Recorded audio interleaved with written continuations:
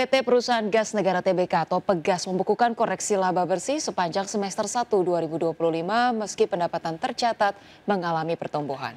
Adapun analis pasar modal menilai kinerja Pegas di semester 1 dibayangi beban biaya regasifikasi yang diperkirakan masih akan terus berlanjut hingga akhir tahun ini. PT Perusahaan Gas Negara Tbk membukukan koreksi laba bersih sepanjang semester 1 2025 meskipun pendapatan meningkat. Kondisi ini dipicu oleh tekanan beban pokok termasuk dari biaya regasifikasi. Research analis MNC Sekuritas Christian Sitorus menilai biaya regasifikasi ini akan tetap membayangi perseroan di tengah upaya perbaikan kinerja. Ia memproyeksikan laba bersih Pegas sepanjang 2025 mencapai 281,6 juta dolar Amerika, turun dibandingkan dengan laba bersih 2024 sebesar 339,4 juta dolar. Untuk tahun berikutnya, laba bersih ditaksir mencapai 306 juta dolar. Estimasi tersebut turut menyertakan proyeksi beban yang harus ditanggung perseroan. Sementara itu berdasarkan laporan keuangan semester 1 2025, Pegas mencatat laba bersih sebesar 144,42 juta dolar Amerika. Torehan laba bersih itu turun 22,6% year on year dari posisi sebelumnya di level 186,6 juta dolar. Sejatinya Pegas membukukan kenaikan pendapatan sebesar 5,37% di semester 1 2025. Namun beban pokok perseroan tercatat naik 13,02% menjadi 1,61 miliar dolar dibandingkan akhir Juni 2024 yang sebesar 1,43 miliar dolar. Berbagai sumber IDX Channel.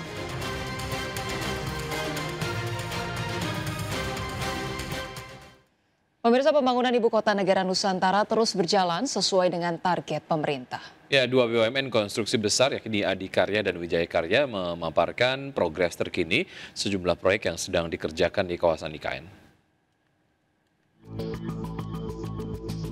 Pembangunan Ibu Kota Negara Nusantara terus berjalan sesuai target pemerintah. Dua BUMN konstruksi besar yakni Adikarya dan Wijaya Karya memaparkan progres terkini sejumlah proyek yang sedang dikerjakan di kawasan IKN. PT Adikarya Tbk hingga Agustus 2025 mengerjakan 7 proyek infrastruktur dan 4 proyek gedung di IKN. Di antaranya duplikasi jembatan Pulau Balang 2, peningkatan jalan paket A di KIPP 1B, serta pembangunan masjid di IKN. Sejak 2022, Adi telah menyelesaikan 25 proyek senilai 11 triliun rupiah dan saat ini masih mengerjakan proyek dengan nilai 6,9 triliun rupiah.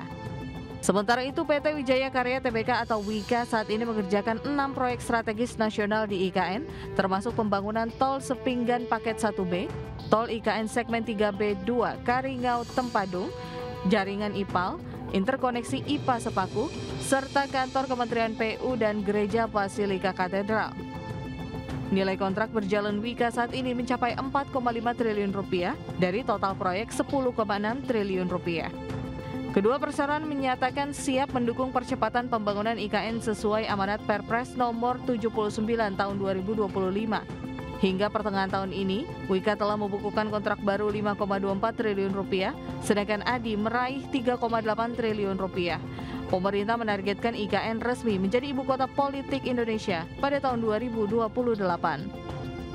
Berbagai sumber IDX Channel.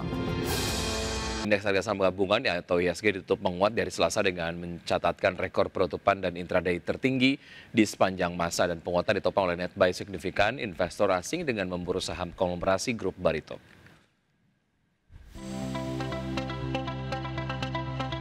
Indeks harga saham gabungan atau IHSG ditutup menguat 0,36% di level 8.169,28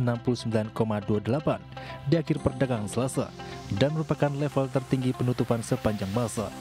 Penguatan IHSG secara intraday terpangkas karena sempat menguat di sesi pertama Selasa ke level intraday tertinggi baru sepanjang masa di level 8.217,46. Indeks sektoral dengan kenaikan terbesar sektor transportasi dan logistik melesat 3%. Sektor energi naik 2,62% dan sektor infrastruktur melaju 2,33%. Sedangkan indeks sektoral dengan pelemahan terdalam sektor barang baku turun 0,63%, sektor barang konsumen siklikal turun 0,44%, dan sektor perindustrian melemah 0,37%. Emiten konglomerasi Prajoko Pangestu tercatat menjadi penggerak utama kinerja IHSG. Saham cuan melesat 24,72%, ke level Rp2.220 per saham, dengan kontribusi 18,15 indeks poin ke IHSG. Saham BRPT ditutup menguat 3,50% di level Rp4.140 per saham, dengan kontribusi 8,2 indeks poin. Dan saham CDIA melonjak 11,50% di level Rp2.230 per saham, dengan sumbangsi 7,04 indeks poin. Saham milik konglomerat Mokhtar Riyadi Grup Lipo (MLPT) yang kembali menyentuh batas auto reject atas atau ARA dengan kontribusi 7,84 indeks poin. IHSG menguat di tengah dana asing kembali membanjiri Indonesia setelah mencatat net sale besar-besaran di akhir September. Di Jumat pekan lalu, net buy tercatat hampir Rp200 miliar dan melonjak menjadi Rp2,02 triliun di Senin, dengan masuk paling besar ke emiten saham grup Parjoko Pangestu. Di sisi lain, sentimen optimisme juga datang dari Bank Dunia atau World Bank dalam laporan terbaru yang dirilis 7 Oktober 2025, merevisi lebih positif proyeksi pertumbuhan ekonomi Indonesia di tahun 2025 menjadi 4,8% dari sebelumnya di 4,7%. Berbagai sumber untuk ID Actioner.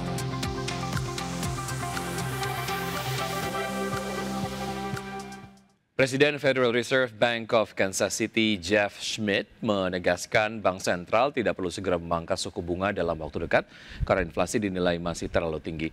Adapun pernyataan Schmidt tersebut muncul di tengah perbedaan pandangan di internal The Fed mengenai arah kebijakan suku bunga setelah The Fed memangkas suku bunga acuan sebesar 25 basis poin pada September lalu. Presiden Federal Reserve Bank of Kansas City, Jeff Schmidt, menilai inflasi Amerika Serikat masih terlalu tinggi sehingga kebijakan moneter perlu terus menahan laju permintaan. Menurutnya, suku bunga saat ini hanya berada pada level yang sedikit restriktif dan hal tersebut dinilai sesuai. Pernyataan Schmidt muncul di tengah perbedaan pandangan di internal The Fed mengenai arah kebijakan suku bunga setelah pemangkasan suku bunga acuan sebesar 25 basis poin bulan lalu. Meski sebelumnya diperkirakan akan menolak pemangkasan tersebut, Schmidt akhirnya mendukung langkah itu dengan alasan sebagai strategi manajemen risiko untuk memperkuat pasar tenaga kerja. Namun ia menegaskan The Fed tidak perlu segera memangkas suku bunga kembali dalam waktu dekat karena inflasi masih terlalu tinggi. Schmidt menambahkan tarif yang lebih tinggi kemungkinan turut mendorong kenaikan harga barang tahan lama. Ia juga menyoroti kekhawatiran inflasi yang semakin meluas ke berbagai kategori produk. Meski pasar tenaga kerja menunjukkan tanda-tanda pendinginan, menurutnya kondisi tetap sehat. Ia juga berharap keterlambatan rilis data ekonomi akibat penutupan sebagian pemerintahan Amerika Serikat dapat segera berakhir. Untuk sementara, Schmidt mengandalkan data alternatif mengenai pasar tenaga kerja dan harga, termasuk survei serta informasi dari pelaku usaha.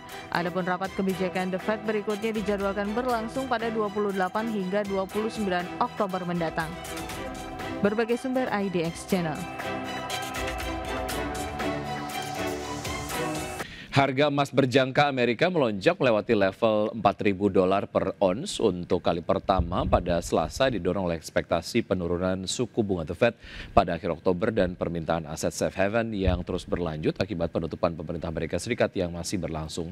Harga emas berjangka Amerika Serikat untuk kontrak pengiriman Desember ditutup menguat 0,7% menjadi $4.004 per ons setelah mencapai level tertinggi $4.014. Sedangkan harga emas spot naik 0,6% menjadi $3.985 per ons sepanjang tahun ini, dan harga emas telah melonjak 51% ditopang oleh berbagai faktor seperti ekspektasi pemangkasan suku bunga, ketidakpastian politik dan ekonomi global, pembelian agresif dari bank sentral, arus masuk ke ETF berbasis emas, serta pelemahan dolar Amerika Serikat.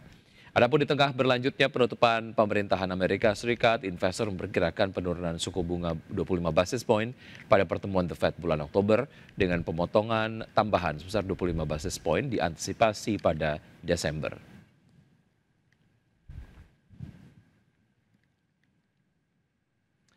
Selanjutnya dari bursa global, pemirsa, bursa ekuitas Wall Street yang melemah pada perdagangan di hari Selasa seiring dengan investor kehilangan panduan dari data ekonomi resmi akibat government shutdown berkepanjangan. Pelaku pasar kini mengandalkan data sekunder dan pernyataan pejabat The Fed untuk mencari petunjuk arah kebijakan moneter dan kondisi ekonomi terkini. Pada perdagangan di hari Selasa, Dow Jones ditutup turun 0,2% di level 46.602, S&P 500 melemah 0,38% ke posisi 6.714 dan indeks Nasdaq Composite merosot 0,67% ke level 22.788.